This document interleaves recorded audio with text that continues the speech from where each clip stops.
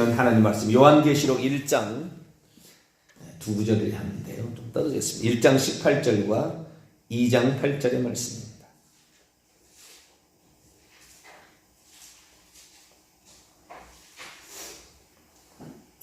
요한계시록 1장 18절과 2장 8절 같이 또 가시도록 하시죠. 시작. 곧 살아있는 자라 내가 전에 죽었었노라. 볼지어다 이제 세세토록 살아있어 사망과 음부의 열쇠를 가졌노니. 2장 8절입니다. 시작. 서머나 교회의 사자에게 편지하라. 처음이며 마지막이요 죽었다가 살아나시니가 이르시되. 아멘. 기도하겠습니다. 거룩하신 하나님, 오늘도 저희들을 사랑해 주시고 저희들을 이끌어 주시니 진심으로 감사를 드립니다. 주의 말씀 아니면 우리가 어떤 자가 되는지 아무도 알 수 없습니다. 마귀는 현란한 지혜를 가지고 사람을 유혹하니 사람이 넘어가지 않을 수 없습니다. 성령의 지혜와 분별력을 더하사 악한 것에 속지 않게 하여 주시고 진리와 하나님과 동행하는 저희들 되게 해 주옵소서. 이 시간도 주의 말씀을 듣고자 합니다. 하나님 저희들에게 말씀하여 주옵소서. 우리 주 예수 그리스도의 이름으로 기도하옵나이다. 아멘. 할렐루야. 예수님의 부활절을 맞이해서 예수님의 부활에 관하여 말씀을 나누고 있습니다. 예수님의 부활이 아니었다면 아마 모든 것은 다 예수님 돌아가시고 끝났을 거예요.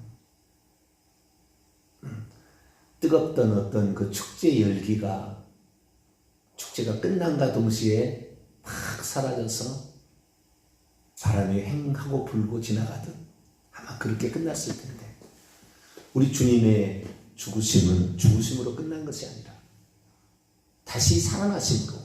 그러니까 두 가지, 동전에도 양면이 있잖아요. 앞면이 있고 뒷면이 있듯이 예수님의 죽음 뒤에는 예수님의 부활이 같이 있는 거죠. 부활이 빠진 죽음은 이게 생명력이 과연 있을까? 부활만 얘기하고 또한 죽음을 얘기하지 않으면 과연 겸손함이 있을까? 우리가 생각해 볼 수 있는 것이죠. 예수 그리스도의 죽음은 저는 겸손함이라고 생각하고, 예수 그리스도의 부활은 생명이다. 우리의 활력이요 우리의 미래의 희망이다. 그렇게 말할 수 있을 것 같습니다. 그래서 예수 그리스도의 부활에 관하여 생각해 볼 때, 요즘 들어와서 제가 이제 박사학위 공부를 하고 있잖아요. 공부를 해보니까 느끼는 점이 있어요. 느끼는 점이 뭐냐면, 제가 그동안에 얘기를 했던 이런 말씀의 주제들, 이런 것들이 모두가 다 신학적 주제예요. 신학적 주제. 예수님이 하나님이시다라는 이런 거 엄청 신학적 주제입니다. 그분이 잠언 8장에 지혜로 선지하셨다.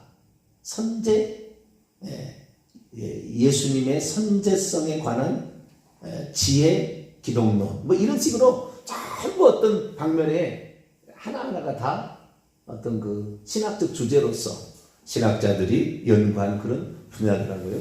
근데 뭐 그런 것을 저는 뭐 신학자들을 누가 뭐 얘기하지 아니하고 성경에 있는 대로 그대로 얘기를 했죠.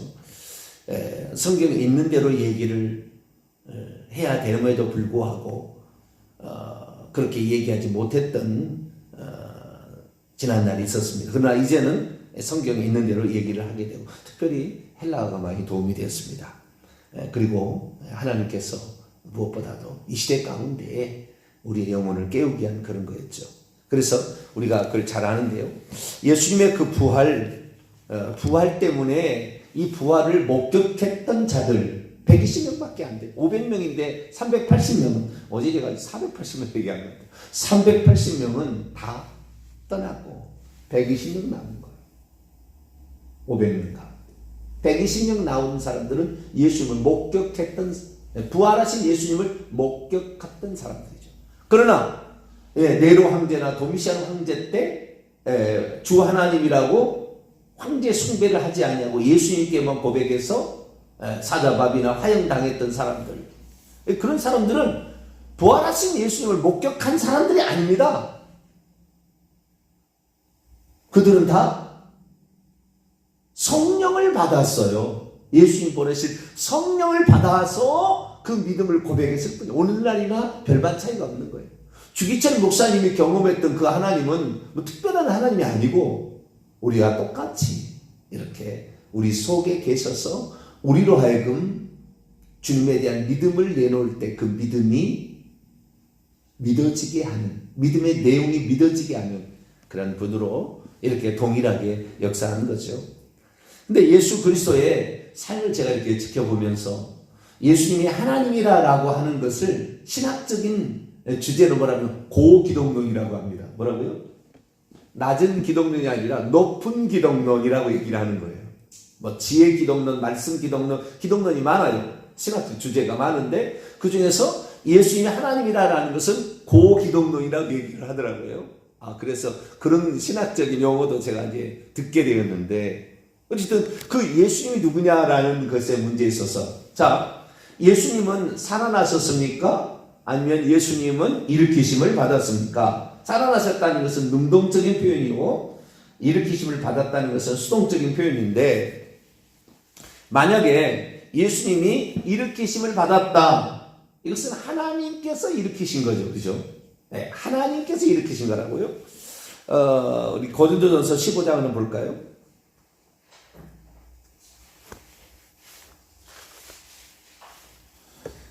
고린도전서 15장 15절을 보게 됩니다. 고린도전서 15장 15절 읽습니다. 시작. 또 우리가 하나님의 거짓 증인으로 발견되리니 우리가 하나님이 그리스도를 다시 살리셨다고 증언하였습니다. 만일 죽은 자가 다시 살아나는 일이 없으면 하나님이 그리스도를 다시 살리지 아니하셨으리라. 하나님이 그리스도를 다시 다시란 말은 원래 없어요. 계속 이제 그 어떤 강조한다고 번역을 그렇게 했을 뿐인데, 다시라는 말은 다시 살아났다는 말에 한 번도 다시라는 말이 나오지 않습니다. 이 말, 우리말로 again이라는 말, 뭐 이런 게 다시 나오지 않아요. 그런 말이 그냥 그 원문은 일으키셨다는 에게이로라는 동사에, 여기에 이제 고린도 15장에는 대부분 동사 직서법 완료 수동태 문장이 나옵니다. 전부 수동태 문장인데요. 하나님께서 그를 살리신 것은 능동태고, 예수님이 살리심을 받은 것은, 예수님이 일으키심을 받은 것은 수동태죠. 그래서 하나님이 하신 것은 수동태고 예수님이 일으키심을 받았으니까 수동태입니다. 자, 3절 4절 또 읽어볼까요? 고린도전서 15장 3절 4절 읽습니다. 시작. 내가 받은 것을 먼저 너희에게 전하였노니 이는 성경대로 그리스도께서 우리 죄를 위하여 죽으시고 장사 지낸 바 되셨다가 성경대로 사흘 만에 다시 살아나사. 여기에 그리스도께서 우리를 위하여 죽으셨다. 이건 능동태입니다. 그리스도가 죽으신 것은 능동태예요. 예수님은 요한복음 18장에 10장 18절에 나는 죽을 권세도 있고 살 권세도 있다고 했잖아요. 예수님은 목숨을 내놓으신 것이지, 그래서 자기가 자기를 죽음에 내놓은 것이지 살해 당한 게 아니라고요. 물론 살해 당했다 해도 뭐 틀린 건 아닙니다. 그러나 궁극적으로 주님이 죽을 수가 없다니까요. 주님은 안 죽는 거예요. 12영대되는 천사 보내서 단방에 없애버릴 수 있어요. 그냥. 그런데 하나님께서는 약해지심으로, 우리를 위하여 약해지심으로 스스로 자신의 목숨을 내놓으셨습니다. 할렐루야. 우리를 대신하여 자신의 목숨을 내놓으셨어요. 그런데 여기에 예수님이 죽었다는 것을 능동태로 표현하고 있는데 4절에 장사 지낸 바 되었다가, 이것은 동사 직설법 과거 수동태입니다. 네, 장사되었다라는 거죠. 매장되었다라는 것이고요. 성경대로 성경을 따라 사흘 만에 다시 살아나셨다. 이 다시 살아나셨다는 일으키심을 받았다. 다시란 말은 없어요. 일으키심을 받은, 여기는 완료입니다. 일으키심을 받은 상태에 있다.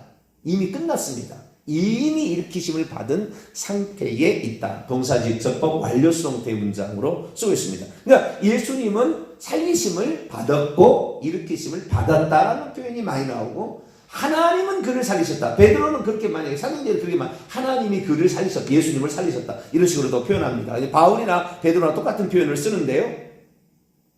그런데 사도 요한이 예수님을 표현할 때는 예수님이 뭐라고 하냐면은, 예수님은 내가 누군가에 의해서 살리심을 받을 존재가 아니다고 얘기해버려요. 그러니까 우리가 초기 기독교 가운데에 처음에 예수 그리스도에게 그 부활로 말미암아 사람들이 사람이 아닌 것을 알게 되잖아요. 아니 분명히 우리의 선생님, 우리의 선지자 사람으로 그렇게 알고 있었어요. 하나님이 이 땅에 보내신 메시아 그렇게 알고 있었는데, 나중에 보니까 죽었다가 살아나는 걸 통해서 예수님의 제자들은 이분이 사람이 아니었다, 사람으로 오긴 오셨으나 이분은 사람으로 최초 만들어진 존재가 아니고 창조된 존재, 이분은 진짜 그분의 말씀처럼 아버지께로부터 또는 하나님께로부터 나오셔서 그 순간에 나오신 거예요. 구약에 있다가 나온 게 아니라 그 나오신 분이다 라는 말을 이제 알아듣기 시작한 거예요. 부활 후에 비로소 이제 알게 되는 거죠. 예수의 말씀이 뭔 말인지 알게 된 거죠. 그래서 예수 그리스도의, 여러분, 예수님께서 탄생하심도 동정녀 마리아에게 태어나신 바 된 거죠. 내가 나온 게 아니라 그가 나와서 내가 나옴을 받은 거잖아요. 그러니까 예수님의 탄생과 예수님의 부활이 한쪽 면에서는 수동태 문장입니다. 그런데 예수님께서는 디모데후서 3장 그는 그는 나타나셨다, 능동태 문장으로 바꾸는 거예요. 그 다음에 오늘 요한계시록 2장 8절에도 죽었다가 살아나셨다. 죽었다가 동사지수법 과거 중간태 뒷보입니다. 죽었는데요, 스스로 목숨을 내놓은, 중간태라는 것은 자기가 하는 행동이 자기에 영향을 미치는 거예요. 그래서 스스로란 말을 넣으면 돼요. 스스로 죽음을 선택했다. 살아나셨다는 말은 동사 직설법 과거, 여기도 능동태입니다. 그가 살아난 거예요. 살리심을 받은 게 아니고 일으키심을 받은 게 아니라 그가 스스로 살아난 겁니다. 능동적인 표현입니다. 그러니까 지금 예수님께서 당신 자신을 표현할 때 요한계시록에 천상에 계실 때는 누군가에 의해서 내가 존재하든가, 누군가에 의해서 태어나든가, 누군가에 의해서 내가 살리심을 받을 존재가 아니다, 그렇게 얘기한다 그 말이에요. 만약에 그렇다고 한다면 신적 존재로서 흠이 있을 거예요. 그러면 초대교회 성도들이, 초기 교회 성도들이 예수님을 하나님으로 고백했겠느냐? 수동태 문장만 있으면. 그러나 우리 주님께서는 이 땅에 있을 때 철저하게 자신을 사람으로 표현하세요. 시험 받을 때도 사람이 떡으로만 살 것이 아니냐. 그리고 예수님께서도 이 마태복음 16장에 베드로의 신앙 고백 후에 자기가 대제사장들과 서기관들과 장로들에게 버림을 당하고, 수동태 고난을 당하고, 그 다음에 죽임을 당하고 다시 일으키심을 받아야, 이것도 계속 수동태입니다. 받아야 할 것을 비로소 말씀하시니, 이렇게 말씀하고 있어요. 여기 보더라도 다 수동태거든요. 근데 그 주어는 인자입니다. 인자. 마가복음 8장에 보면 인자가 예수님 3번 예수님 죽었다가 살아날 것을 얘기하셨는데 전부 인자, 수동태로 얘기할 때는 인자가 사람의 아들이라고 얘기하므로 예수님 이 땅에 계실 때는 사람의 입장에서 철저하게 수동적인 표현을 쓰셨어요. 하나님이 나는 하십니다. 하나님이 하십니다. 근데 오늘날 우리 예수 믿는 사람들이 좀 능력 나타나면요, 지가 하는 것처럼 착각해버려요. 예수님은 당신이 전능자이심에도 불구하고 끝까지 아버지께서 이렇게 하십니다. 그렇게 얘기를 했단 말이에요. 우리 주님의 그 낮추심과 그 겸손함은요, 끝이 없어요.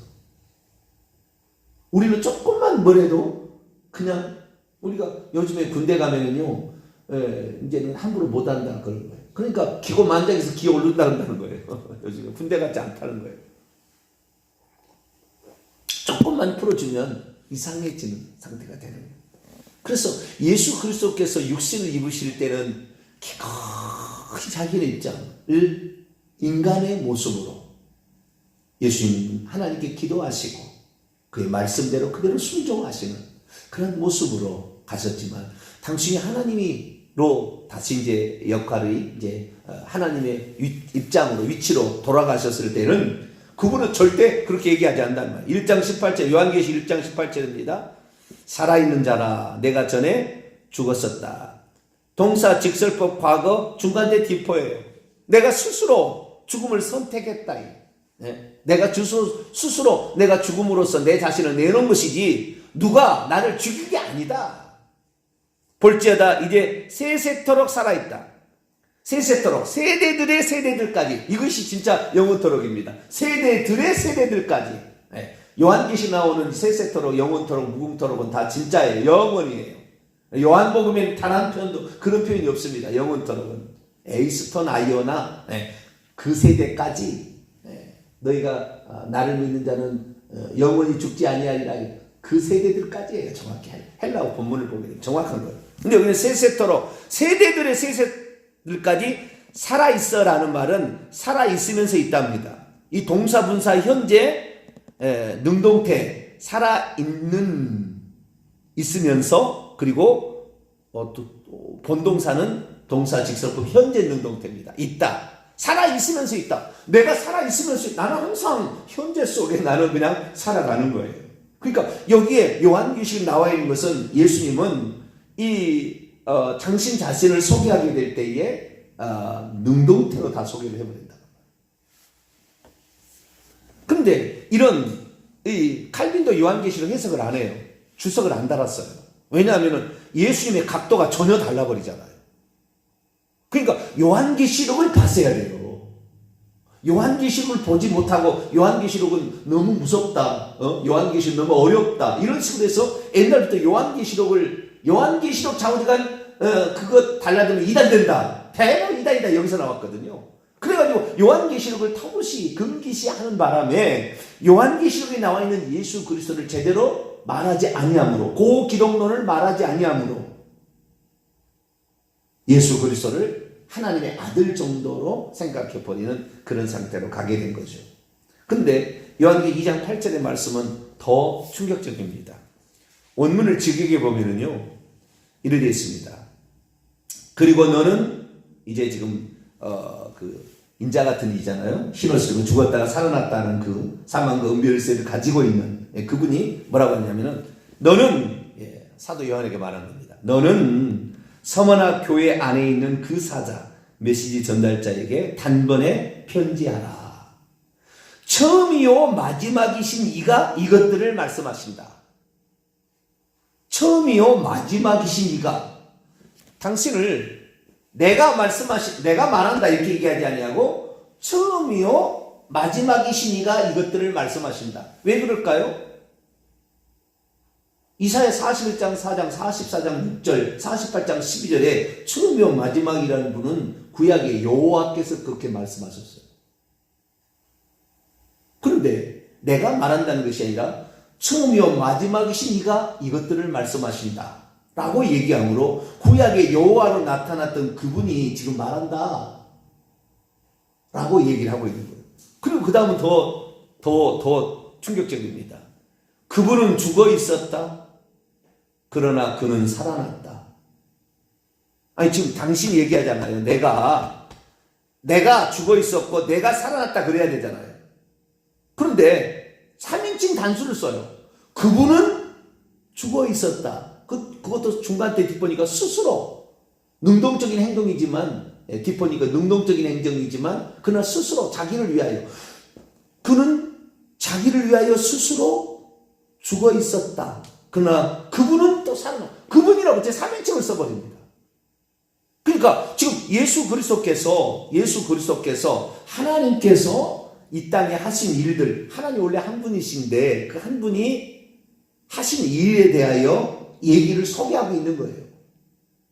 예수님도 하나님이시지만 하나님 대신 원래 하나님 계실 거 아닙니까? 그 하나님으로부터 아들로서 이 땅에 또 오셨잖아요. 동시에 존재하셨잖아요. 그렇기 때문에 이 하나님, 그 한 분 하나님에 관하여 얘기를 하시는데, 이 얘기하는 장면이 당신이 이 땅에 아들로 왔다는 것을 제 3인칭으로 얘기를 하는 거예요. 3인칭으로. 나로 1인칭으로 얘기하잖아. 그렇게 말씀하심으로 이 예수 그리스도께서 하나님의 만세전의 계획을 따라 아들로서 이 땅에 오셔서 가시는 그 일을 할 거라는 것에 실행되었음을 얘기해 주고 있어요. 그러니까 이거 모두 한 분 하나님이 행하신 일이에요. 한 분 하나님이 아버지도 되시고 아들도 되시고 동시에도 계시고 같이도 계시는 그런 상태를 정확히 얘기해 줍니다. 그러니까 삼위일체론자를 얘기하는 것도 어느 정도는 맞습니다. 어느 정도는 맞아요. 그러나 그들이 말하는 많은 진술들이 성경과 어긋나 있습니다.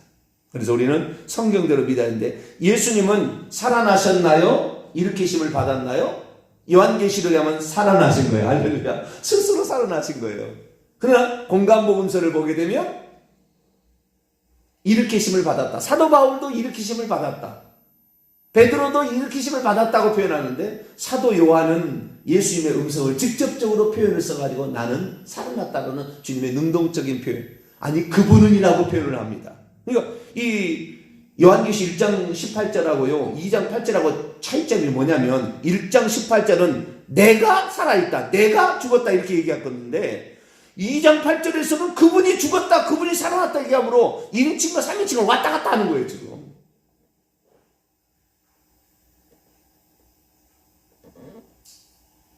그러니까 우리가 이 요한계시록을 봄으로 말미암아 하나님이 삼위로도 존재하시고 한 분으로도 존재하시는 그 상황을 정확히 염두에 두면서 예수님이 말씀하시는데, 이 예수 그리스도께서 누군가에 의해서 일으킴을 받았다고 한다면 신적 존재로서의 하자가 있을 거예요. 일으키심만 받았다고 한다면. 왜? 그분이 없으면 나는 존재할 수 없잖아요. 그러면 신이라고 할 수 없는 거예요. 그러니까 예수 그리스도께서 이 요한계시록 이 말씀을 통하여 그분이 신적 존재라는 것이 확 드러나는 겁니다. 우리가 믿고 있는 그 예수 그리스도, 다만 우리를 위해서 인간이 되으셨을 뿐이다 라는 사실을 우리가 정확히 알고, 이 시대 가운데 이제 제가 본의 아니게 신학자들의 최고의 이런 것들을 제가 얘기를 지금 해버린 거예요. 신학자는 아니었지만 그동안 얘기를 해왔던 거예요. 성경대로 얘기를 해왔던 거죠. 그래서 우리는 예수 그리스도가 바로 한 분 하나님의 아들로서의 표현이었구나, 그 사실을 알고, 나를 위해서 기꺼이 아들의 신분이 되어서 자기를 내어주신 겸손함과, 그러나 그분은 신적 존재로 하나님으로서 스스로가 죽음을 선택하셨고 스스로가 부활하셨던 그런 또 영역이 있다는 사실을 알아서 나의 주 나의 하나님, 도마의 신앙 고백처럼 예수님을 그렇게 고백하게 되기를 간절히 바랍니다. 거룩하신 하나님께서 우리를 위하여 이 모든 일을 행하셨습니다. 그렇지 않으면 우리가 죽음 가운데서 살 수가 없고 지옥의 형벌을 면할 수 없었기 때문입니다. 우리를 위하여 이 모든 것을 계획하시고 행하신 우리 하나님께 찬양과 감사를 드립니다. 지금은 우리 가운데 성령으로 오셔서 이런 말씀을 깨닫게 하시는데, 우리가 이 성령을 존중해 드리고, 그래서 나를 위해서 이렇게 겸손히 낮추셨던 예수님의 모습, 그러나 사망 권세를 이기신 그 전능자의 예수 그리스도의 이름으로 귀신의 세력을 정복하고 하나님의 나라를 이 땅에 세워가는 저희들 되게 해 주옵소서. 우리 주 예수 그리스도의 이름으로 기도하옵나이다. 아멘.